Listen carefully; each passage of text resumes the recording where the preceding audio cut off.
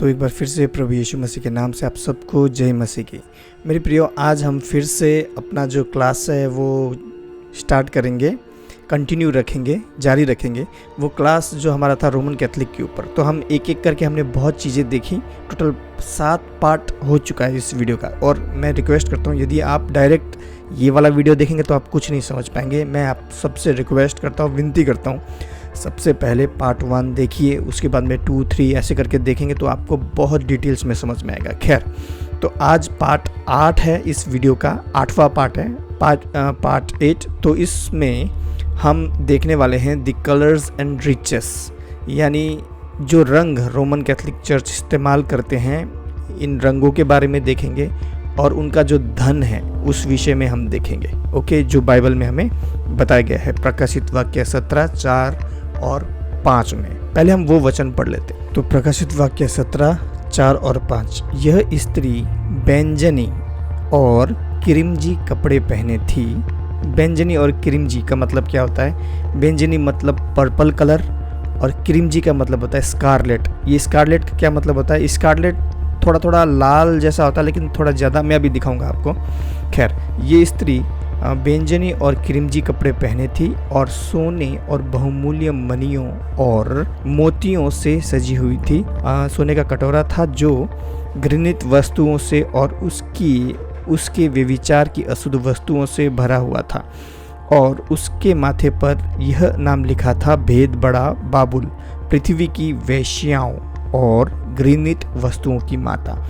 तो खैर, अभी फ़िलहाल हम कलर और इनका जो रिचेस है, यानी इनका जो धन है, बहुमूल्य मोतियों से सजी हुई थी, इसके विषय में थोड़ा बहुत जानेंगे। बाकी के विषय में मैंने ऑलमोस्ट बता दिया है पहले पार्टों में। तो जो कैथोलिक कार्डिनल्स होते हैं वह फ्रीक्वेंटली, यानी ज़्यादातर सप्ताह के किसी दिन में क्या करते हैं, जो पोप वगैरह, जो इनके कार्डिनल्स वगैरह होते हैं, फादर वगैरह होते हैं रोमन कैथोलिक के, तो ये लोग क्या करते हैं, सप्ताह के किसी दिन में लाल कपड़ा पहनते हैं। सप्ताह के किसी दिन में लाल पहनेंगे कैथोलिक प्रीस्ट, या फिर गुड फ्राइडे के दिन में, या फिर किरिमजी कपड़ा पहनेंगे, या फिर बैंगनी, यानी बैंजनी मतलब बैगनी कपड़ा पहनेंगे, पर्पल कलर पहनेंगे, या पाम संडे के दिन में पहनेंगे, या पेंटिकोस्ट के दिन में पहनेंगे। ओके, पेंटिकोस्ट का क्या मतलब होता है, यहाँ पर थोड़ा सा मैं आप लोगों को बताना चाहता हूँ। बहुत से लोग पेंटिकोस्ट चर्च के भी लोग हैं, लेकिन उनको ये पेंटिकोस्ट का मतलब नहीं जानते। लेकिन पेंटिकोस्ट का मतलब होता है 50th डे, मतलब 50वां दिन। Okay, and other special occasions, और भी ऐसे स्पेशल विशेष मौक़ों में ये जो रोमन कैथोलिक आपके जो कार्डिनल्स, फादर्स, ब्रदर्स, क्या क्या जो भी हैं, वो लोग पर्पल कलर के और जो आपका ये अलग अलग कलर के कपड़े पहनते हैं। On some of those days other colours are also worn, और कुछ दूसरे दिनों में अलग अलग कलर के कपड़े भी पहनते हैं, जैसे कि सफ़ेद कपड़ा पहनते हैं, ओके, हरा कलर का कपड़ा पहनते हैं, सफ़ेद कलर का कपड़ा पहनते हैं, हरा कलर का पहनते हैं, काला पहनते हैं, रोज़ यानी गुलाब का रंग जिस तरीके से होता है, जिस रंग का होता है वैसा पहनते हैं, और गोल्ड और सुनहरे रंग का कपड़ा भी पहना करते हैं ये रोमन कैथोलिक के। ओके, हम इनका जो धन है इनके कपड़ों में ही हम देख सकते हैं। इनके कपड़ों में बहुत से बहुमूल्य सोने जड़े रहते हैं। इनके कपड़ों में ही बहुत से ऐसे मणियाँ, ऐसे मोतियाँ जड़ी रहती है, जैसे कि हम प्रकाशित वाक्य 17, 4 में हम देख सकते हैं। ओके, गोल्ड, सोना, पर्ल्स, मोती और प्रीशियस यानी बहुमूल्य पत्थर हमें इनके कपड़ों में देखने को मिलता है। विश्वास नहीं तो खुद चेक कर लो। और इतना ही नहीं, और इनकी जो मूर्तियां हैं मदर मैरी की, मरियम की, या फिर ये लोग जो कहते हैं कि ये संत वो संत, हाँ संत ये वो, सेंट मतलब संत बोलते हैं ये लोग पतरस को, और भी जितने भी प्रभु के चेले थे उन्हें संत बोलते हैं। तो उन सब संतों के मूर्तियों में और मरियम, जो माँ मरियम हैं, उनकी मूर्तियों में आपको ये सारे सोने से लदे हुए, मोतियों से और बहुमूल्य पत्थरों से लदे हुए आपको मिल जाएंगे इनकी मूर्तियाँ। ओके, मरियम की और बहुत सारे संतों की। और इनके खुद के कपड़ों में भी, मुंह से बता पाना, बहुत ही मुश्किल है कि कितना धन है इनके पास और कितना बहुमूल्य सोना, बहुमूल्य मनियाँ, बहुमूल्य पत्थर, बहुमूल्य मोती वगैरह ये सब इनके पास है। तो जो ऑफिशियल क्लोथिंग है इनका, जो पोप लोग पहनते हैं, पोप का क्या मतलब होता है? पोप का मतलब होता है, पापल भी बोलते हैं, जिसका मतलब होता है पापा या फिर पिता। ओके, लेकिन बाइबल क्या सिखाती है? पृथ्वी में किसी को भी अपना पिता ना कहना। ओके, आप वचन ढूंढ लो, आपको मिल जाएगा। खैर, तो जो इनके जो पोप वगैरह हैं, यानी पापा वगैरह हैं, पोप का मतलब ही होता है पापा, ओके, यानी पिता। तो ये लोग जो कपड़े पहनते हैं विशेष समारोह में, ओके, विशेष ओकेशंस में, ये लोग जो कपड़े पहनते हैं उसमें आपको साफ साफ धन, इनके पास कितना धन और सोना है ये आपको देखने को मिल जाएगा। साथ ही साथ में इनके पास कितना गहने हैं, गहने, ओके, और वो सारा चीज़, एक पृथ्वी का जो मुकुट होता है उसमें कितना धन रुपया होता है। अभी आप जो अगर इंग्लैंड की महारानी का अगर आप देखोगे मुकुट जिसमें कोहिनूर हीरा जड़ा हुआ है, बहुत महंगा है। वैसे ही जो इनका जो पापल टायरा बोल के, यानी पापा का जो मुकुट है इनका, पोप का, वो मुकुट जो म्यूज़ियम में रखा है, वेटिकन के म्यूज़ियम में रखा है, अगर आप देखेंगे तो उसमें भी यही चीज़ आपको देखने को मिलेगा कि कितना धन संपत्ति है। ये म्यूज़ियम में रखा है पोप का, क्या, पोप का मुकुट। ओके, तो कितना ज़्यादा धनवान है ये रोमन कैथोलिक चर्च। वही चीज़ हम देखते हैं प्रकाशित वाक्य 17:4 और 5 में। खैर, तो 7 पहाड़, तो 7 पहाड़।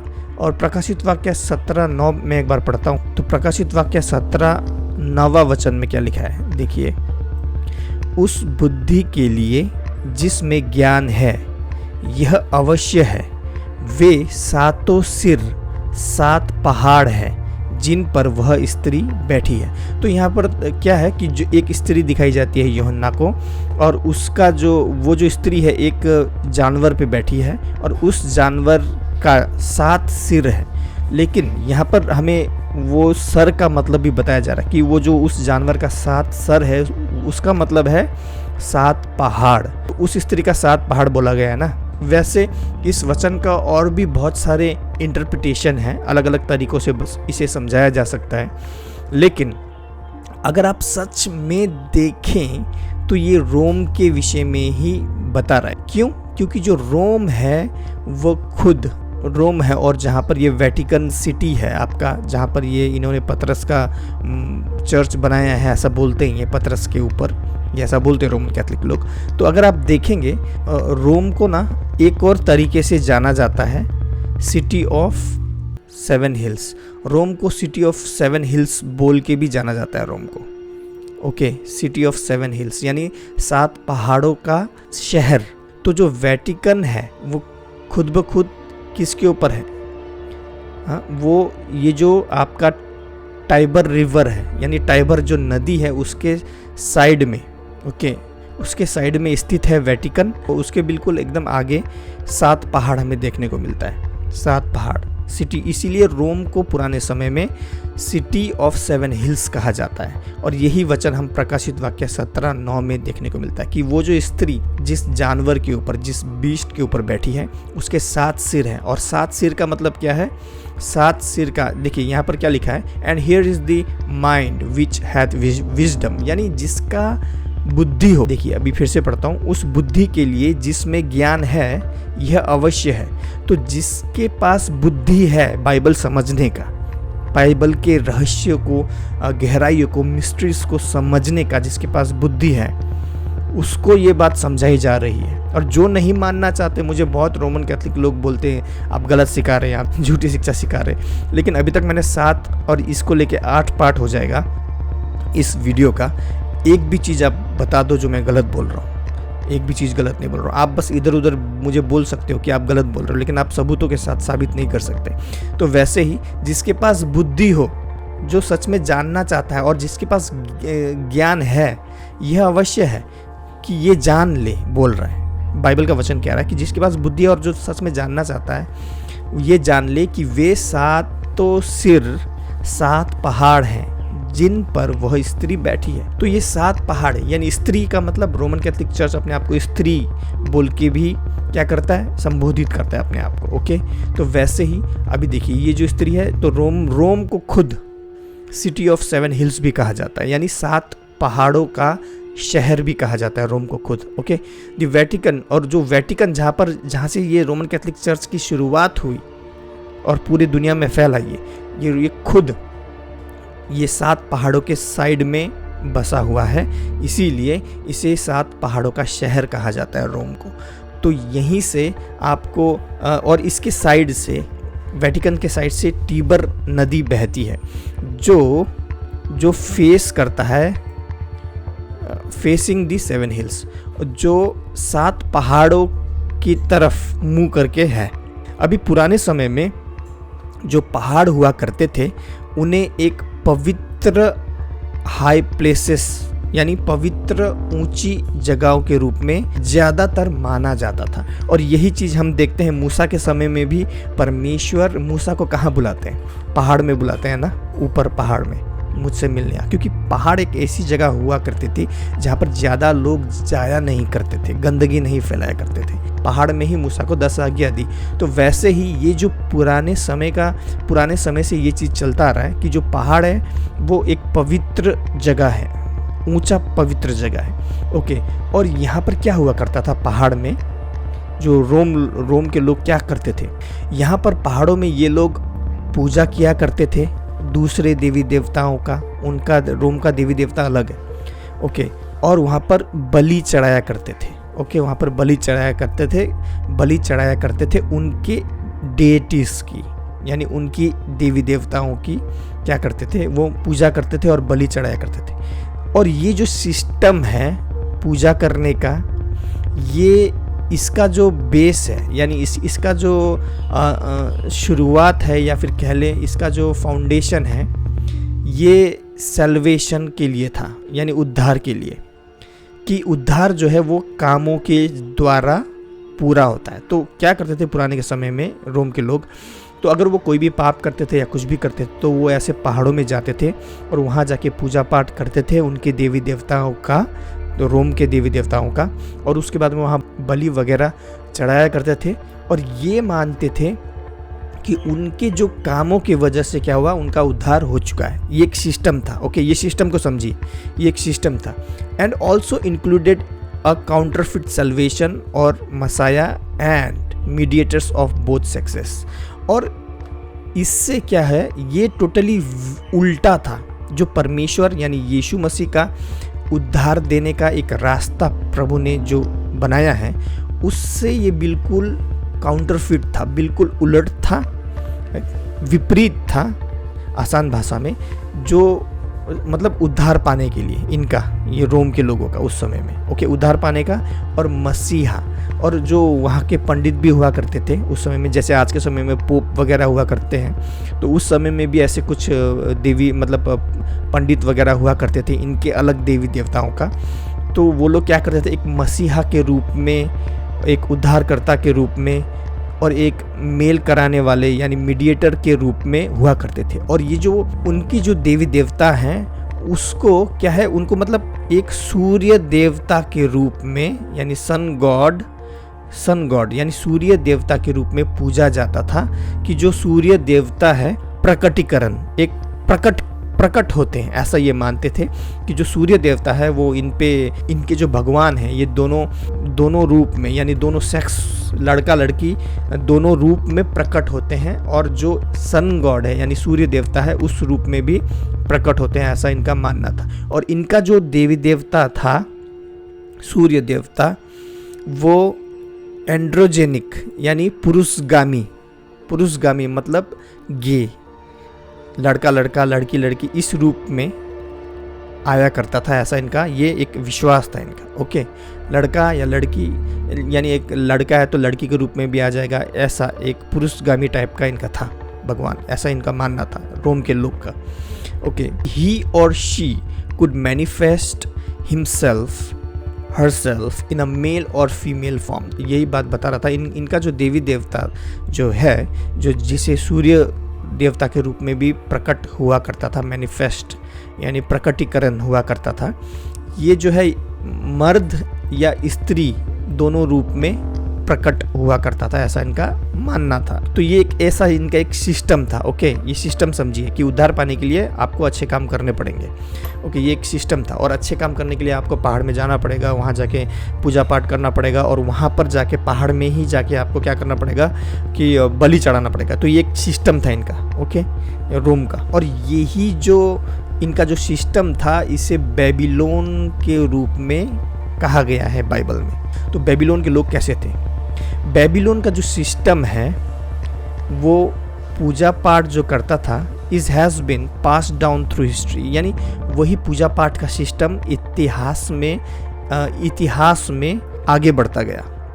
उनका जो रिचुअल्स था, रीति रिवाज है बेबीलोन का, ओके, और उनका जो ज्ञान है यानी शिक्षा है, यानी डॉक्ट्रिन है, डॉक्ट्रिन मतलब शिक्षा है, यानी बेबीलोन का, ये इतिहास में आगे बढ़ता गया और कैथोलिसिज्म में हमें दिखाई देता है और प्रेजेंट हो गया। जो बेबीलोन का शिक्षा है कि उद्धार पाने के लिए तुम्हें अच्छे काम करने पड़ेंगे, बलि देना पड़ेगा, पहाड़ में जाना ही पड़ेगा, वही चीज़ रोमन कैथलिक भी मानते हैं कि तुम्हें कुछ ऐसा अभी पढ़ते हैं as well as religious as Buddhism, और यही चीज़ आपका बुद्धिज़्म में भी आया, ये जो सिस्टम है बेबीलोन का। हिंदुइज़्म में भी आया, हिंदुइज़्म में भी आपको देखने को मिलेगा कि अगर आपको भगवान को पूजना है तो आपको वो शेरा वाली माता के पास जाना पड़ेगा, वहाँ जाके मन्नत मांगना पड़ेगा।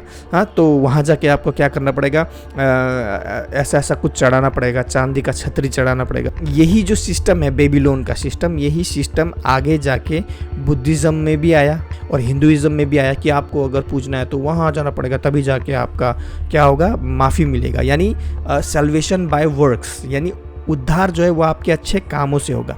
और यही चीज़ पृथ्वी के जितने धर्म है, क्रिश्चियनिटी धर्म नहीं है, जो सच्चा क्रिश्चियनिटी है वो धर्म नहीं है, ओके, लेकिन दूसरे जितने भी पृथ्वी के धर्म है यही चीज़ हमें देखने को मिलता है, यही सिस्टम कि सैल्वेशन बाय वर्क, और यही जो बेबीलोन का सिस्टम है। और इस्लाम में भी आपको ये चीज़ देखने को मिलेगा। हाँ, आप लोग चौंक गए होंगे, लेकिन हाँ, इस्लाम में भी आपको यही चीज़ देखने को मिलेगा कि उद्धार जो है अच्छे कर्मों से ही होता है। यानी अगर आपको उद्धार चाहिए, क्षमा चाहिए अपने पापों की, तो अच्छा काम करना पड़ेगा। और यही चीज़ आपको इस्लाम में देखने को मिलेगा कि क्या होता है, एक मुस्लिम भाई, उसका सफ़र या उसका विश्वास तब तक पूरा नहीं होगा जब तक वो मक्का मदीना में जाएगा और वहाँ पर जाके एक काला पत्थर है उनका, उधर उसको छुएगा। इस्लाम यानी मुस्लिम लोग बोलते हैं हम मूर्ति पूजा नहीं करते, लेकिन वहाँ जाके काला पत्थर छू के आते हैं, ये इनको करना ही पड़ेगा, तभी जाके इनका विश्वास पूरा होगा, ऐसा इनका मानना है। और आपको देखने को भी मिलेगा कि मक्का मदीना में कितने हज़ारों मुस्लिम लोग जाते हैं। ओके, तो ये चीज़ आज हमने जानी कि जो ये सिस्टम है बेबीलोन का कैसा था और ये किस तरीके से करते थे, और यही सिस्टम इतिहास में आगे सभी धर्मों में आया, बुद्धिज़्म, हिंदुइज़्म, पृथ्वी के जितने भी धर्म है उसमें, यहाँ तक कि इस्लाम में भी, और यही चीज़ वो लोग भी करते हैं। तो थोड़ा सा एक बार रिवाइज कर लेते हैं, हमने क्या देखा एक बार रिव्यू कर लेते हैं। तो आज हमने पढ़ा जो रोमन कैथलिक कलर्स और रिचेस, एक्चुअली प्रकाशित वाक्य 17:4 और 5 में जो स्त्री बैंजनी यानी पर्पल और क्रीमजी यानी स्कारलेट कलर का कपड़ा पहनती है, स्कारलेट का मतलब होता है लाल लाल टाइप का वो कपड़ा होता है, और जो पर्पल कलर होता है इसे कहते हैं पर्पल कलर, यानी आपका बैंजनी कलर, और ये है आपका क्रीमजी, इसे क्रीमजी कहते हैं। ओके, तो यही चीज़ हमें रोमन कैथलिक में मिलता है। ये जो कपड़े हैं ये विशेष किसी अवसरों में ये लोग पहनते हैं रोमन कैथलिक लोग। ये जो पोप लोग हैं, इनके कार्डिनल्स हैं, ब्रदर्स हैं, ये लोग, ये देखो बैंजनी और क्रीमजी, स्कारलेट। तो इसी विषय में हमने देखा।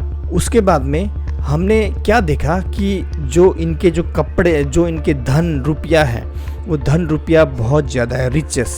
ओके, कलर के बारे में तो देखा, उसके बाद में रिचेस के बारे में हमने देखा कि यही रिचेस जो है इनका, यानी धन रुपया है, बहुत है इनके पास एक पापल टायरा बोल के एक मुकुट है, चलिए दिखाता हूँ। तो ये ऐसे ही रोमन कैथलिक, ये जो मुकुट है इनका रोमन कैथलिकों का, इसे कहते हैं पापल टायरा, यानी पापा का, यानी पोप का क्या है, मुकुट। तो ये मुकुट अभी म्यूज़ियम में है।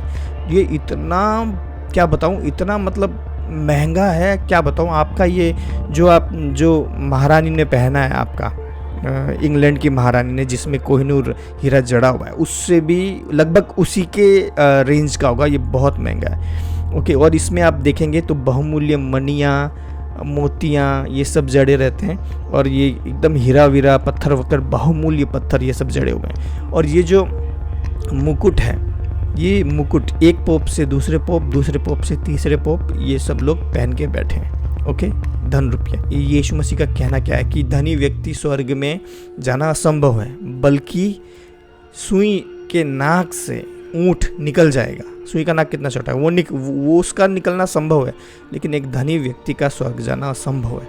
तो ऐसा चर्च जो धन रुपया से भरा हुआ है, तो ऐसा चर्च का स्वर्ग जाना बहुत मुश्किल है। मैं नहीं बोल रहा, बाइबल का वचन है। मैं ये भी नहीं बोल रहा कि जाएंगे कि नहीं जाएंगे, ये फैसला परमेश्वर का है, लेकिन मैं इतना कह सकता हूँ कि मुश्किल है, क्योंकि बाइबल का वचन यही सिखाता है। खैर, तो हमने इनके रिचेस के बारे में देखा, और हमने बेबीलोन का सिस्टम के बारे में देखा कि किस तरीके से बेबीलोन का जो सिस्टम है एक जगह से, यानी इतिहास से आगे आगे बढ़ता गया, सभी धर्मों में आया। खैर, तो और हमने देखा कि 7 पहाड़, 7 हिल्स, तो ये 7 पहाड़ जो प्रकाशित वाक्य 17:9 में बताया गया है कि वो स्त्री जिस जानवर पे बैठी है उसका 7 सिर है, और 7 सिर का मतलब होता है 7 हेड्स आर 7 माउंटेन्स, 7 पहाड़ है। और अगर आप रिसर्च करेंगे तो आपको खुद पता चलेगा। रोम है, रोम को खुद कहा जाता है, जो रोम देश है उसे खुद कहा जाता है सिटीज ऑफ 7 हिल्स, यानी 7 पहाड़ों का क्या शहर। और जो वेटिकन है, वो वेटिकन जहाँ पर ये बोलते हैं, जहाँ से रोमन कैथोलिक चर्च का शुरुआत हुआ, तो ये खुद भी इस 7 पहाड़ जो है उसमें स्थित है। फिर हमने देखा कि किस तरीके से ये जो सिस्टम था रोम के लोगों का पहले, ओके, कि ये लोग क्या करते थे, पहाड़ों में जाते थे, वहाँ जाके पूजते थे, और पहाड़ों को एक पवित्र जगह मानते थे, पवित्र उच्चा जगह मानते थे, और वहाँ जाके पूजा पाठ करते थे पहाड़ों में जाके, और वहाँ जाके सैक्रिफाइस चढ़ाते थे, बलिदान चढ़ाते थे उनके भगवानों को। तो इनके जो भगवान थे वो कौन से भगवान थे? वैसे इनके काफ़ी भगवान थे, लेकिन उनमें से कुछ के नाम मैं अभी आपको बता देता हूँ। देखिए, सबसे मुख्य भगवान जो है इनका वो है ज़्यूस, और अगर आप ज़्यूस के हाथ में ध्यान से देखेंगे तो यहाँ पर आपको बिजली दिखाई देगा, ऐसा बिजली। और बिजली किसका निशान है? बिजली गिरता हुआ, या बिजली किसका निशान है? ये शैतान का निशान है। ओके, दूसरा रोमी देवी हायरा, ओके, एरीज लड़ाई का देवता, अथीना, आपको कुछ जाने पहचाने कैरेक्टर लग रहे होंगे यहाँ पर, ज़्यूस, एरीज, अथीना। ये गॉड ऑफ वॉर गेम मैंने खेला था कुछ समय पहले, जब मैं प्रभु को इतने सही तरीके से नहीं जानता था, तो God of war 2 play station में मेरे पास था, तो उसमें उस गेम में भी ये सारे कैरेक्टर्स आपको देखने को मिलेंगे, ज़्यूस, अथीना, एरीज और हेडीज, ये सारे। खैर, तो ये सारे देवी देवता हैं। पोसाइडन, ये पानी का देवता, आर्टेमिस, हेडीस, ये नर्क का देवता, एपोलो या फिर एपोलोन, ये देवता, इनके देवी देवता हैं। तो इन्हीं देवी देवताओं की पूजा ये करते थे पहाड़ों में जाके, और यही सिस्टम आगे जाके बहुत से धर्मों में आया, बुद्धिस्ट में आया, हिंदू में आया, अर्थली रिलीजन जितने भी हैं, यहाँ तक कि इस्लाम में भी यही चीज़ आया कि पहाड़ों में जाके पूजो, या तो वहाँ जाके पूजो, इधर जाके पूजो, उस मंदिर में जाओ, इस मंदिर में जाओ, हाँ, मक्का में जाओ, मदीना में जाओ। ये जो सिस्टम है ये बेबीलोन का था, यही सिस्टम रोम में था, और यही सिस्टम सारे धर्मों में आया। केवल सच्ची बाइबल का जो क्रिश्चियनिटी है, केवल उसको छोड़ के, क्योंकि जो सच्चा बाइबल का क्रिश्चियनिटी है वो धर्म नहीं है। रोमन कैथोलिकों ने भी धर्म बना दिया है कि तुम्हें कुछ ना कुछ रीति रिवाज करना पड़ेगा तभी जाके तुम्हारा उद्धार होगा, या तो तुम्हें ऐसा कुछ करना पड़ेगा या क्या करना पड़ेगा तभी जाके तुम्हारा उद्धार होगा, या फिर तुम्हारे कामों के द्वारा उद्धार होगा। तो यही चीज़ जो सिस्टम है ये पूरे धर्मों में फैला हुआ है, केवल जो सच्ची मसीहत में उसमें ये चीज़ नहीं है। क्योंकि बाइबल सिखाती है, क्योंकि विश्वास के द्वारा अनुग्रह ही से तुम्हारा उद्धार हुआ है। बाइबल कहता है कि विश्वास के द्वारा प्रभु का अनुग्रह से हमारा उद्धार हुआ है। ओके, लेकिन ये लोग अलग चीज़ सिखाते हैं। रोमन कैथोलिक लोग भी यही चीज़ सिखाते हैं, बाकी जितने भी धर्म है इस दुनिया के यही चीज़ सिखाते हैं। कर्मा कर्मा कर्मा करो, कर्मा करोगे तभी अच्छा होगा, लेकिन Karma itself is not right. मान लीजिए जो लोग कर्म बोलते हैं ना, अच्छे कर्म बुरे कर्म, तो मान लीजिए अगर मैं आपके घर में चोरी करके आपका आईफोन ले लेता हूँ, तब तो आपको फिर, अगर आप कर्मा पे विश्वास करते हो यानी कर्मों पे विश्वास करते हो, तो आपको चुपचाप बैठना चाहिए, किसी को कुछ नहीं बोलना चाहिए ना, अगर आप कर्मों पे विश्वास करते हो। क्यों? क्योंकि यार तुमने कुछ बुरा किया होगा तभी जाके तुम्हारे घर में चोरी हुई ना, तब तुम चुपचाप से स्वीकार करो, एक्सेप्ट करो कि यार मैंने बुरा कर्म किया था तो मेरे साथ बुरा हुआ। कर्म का यही चीज़ है कि जैसा करोगे वैसा भरोगे। तो जो कर्म को मानते हैं, तो मैं आपके घर में चुपचाप से जाके आईफोन उठा के लेके आऊँगा, आप चुपचाप रहो, आप स्वीकार करो कि ये आपका कर्म, आपने बुरा कर्म किया तो उस हिसाब से आपके साथ भी बुरा हुआ। ये कर्म का जो कॉन्सेप्ट, ये टोटली गलत है, रॉन्ग है, ओके। लेकिन बाइबल जो सच्चा मसीहत है, मैं रोमन कैथलिक की बात नहीं कर रहा, रोमन कैथलिक भी क्या है, एक धर्म है, वो भी यही सिखाता है, विश्वास करो साथ में अच्छे काम भी करो। लेकिन बाइबल सिखाती है केवल विश्वास ही के द्वारा, अनुग्रह ही से हमें क्या हुआ है, उद्धार मिला है, और हमारा विश्वास हमें धर्मी ठहराता है। और अब्राहम को भी परमेश्वर ने उसके विश्वास ही के कारण उसे क्या ठहराया, धर्मी ठहराया अब्राहम को। तो इसका मतलब क्या हम अच्छे काम नहीं करें? देखो ये बहुत गहरा टॉपिक है। जब आप सच्चा विश्वास करते हो तो अच्छे काम तो भाई खुद ब खुद आपके अंदर से बहने लगेगा।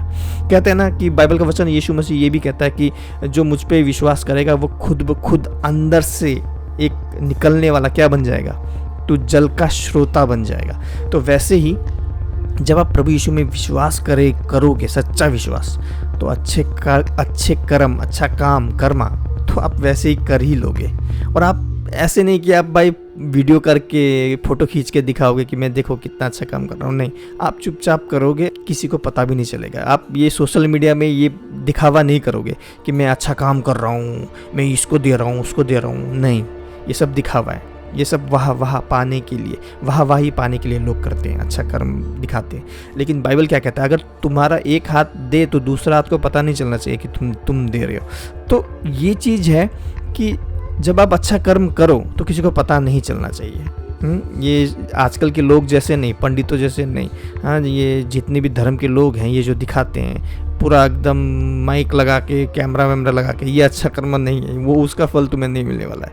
खैर, तो ये सारी चीज़ें हमने देखी कि ये जो सिस्टम था देवी देवताओं को पूजने का, जो ये ज्यूस वगैरह, आर्टेमिस, हेडिस, एथीना, ये सब गॉडों को ये लोग पूजते थे रोमन कैथलिक लोग इन पहाड़ों में जाके, कि यही जो सिस्टम है कि उद्धार के द्वारा, कि कामों के द्वारा तुम्हारा उद्धार होता है, तुम्हारे कर्मों के द्वारा, यही चीज़ आपको बुद्धिस्ट में भी देखने को मिलेगा, हिंदू में भी देखने को मिलेगा, इस पृथ्वी के हर एक धर्म में देखने को मिलेगा, यहाँ तक कि इस्लाम में भी, रोमन कैथलिक में भी देखने को मिलेगा। लेकिन ये जो सिस्टम है ये आपको सच्ची मसीहत में देखने को नहीं मिलेगा। सच्चे मसीह लोग जो होंगे वो दिखावा नहीं करेंगे, हाँ, वो लोग सोशल मीडिया में नहीं डालेंगे कि देखो हम मैं चावल दे रहा हूँ, दाल दे रहा हूँ, ये कर रहा हूँ, वो कर रहा हूँ। जो सच्चा मसीहत होगा वो। तो यही सिस्टम आज रोमन कैथलिक चर्च में दुनिया में पूरी जगह में है। तो इस वीडियो में हमने ये देखा, और अगले वीडियो में हम लोग जो वेश्या है, प्रकाशित वाक्य 17 की जो वेश्या है, और 5वें वचन में प्रकाशित वाक्य 17 5वें में जो लिखा है कि उसके सर में लिखा है भेद बड़ा बाबुल, वो क्या भेद है, इसके विषय में थोड़ा और गहराई से जानेंगे अगले वीडियो में। मिलते हैं अगले वीडियो में। प्रभु यीशु मसीह आप सबको आशीष दे। आशा करता हूँ इस वीडियो से भी आपको बहुत कुछ सीखने का मौका मिला होगा। अगर मिला है तो लाइक जरूर कीजिएगा, अगर नए हैं तो सब्सक्राइब कीजिएगा, क्योंकि आगे और भी पार्ट आने वाले हैं।